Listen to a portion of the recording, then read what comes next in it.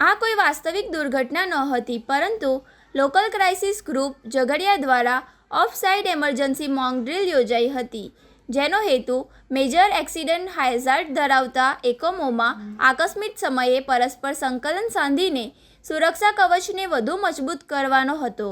Local crisis group Jhagadia અને RT industries દ્વારા આકસ્મિક પરિસ્થિતિઓમાં પ્રતિસાદ ક્ષમતા વધારવા માટે વિશેષ ઓફ-સાઇટ મોક ડ્રીલનું આયોજન કરવામાં આવ્યું હતું.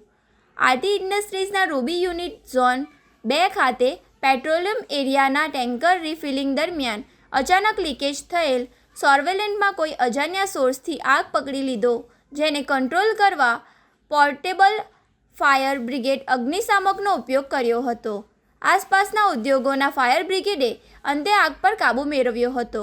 મોક ડ્રીલ બાદ ડિબ્રીફિંગમાં ઉપસ્થિત પ્રાંત અધિકારી ડોક્ટર પંકજ વલવાઈએ મોક ડ્રીલ સમયે કરવામાં આવેલ તાત્કાલિક કામગીરી અને નિર્ણય વિશે પોતાનો અભિપ્રાય આપી જણાવી સમગ્ર મોક ડ્રીલમાં ભાગ લેનારી તમામ એજન્સી તથા વહીવટી તંત્રની ટીમને અભિનંદન આપ્યા હતા.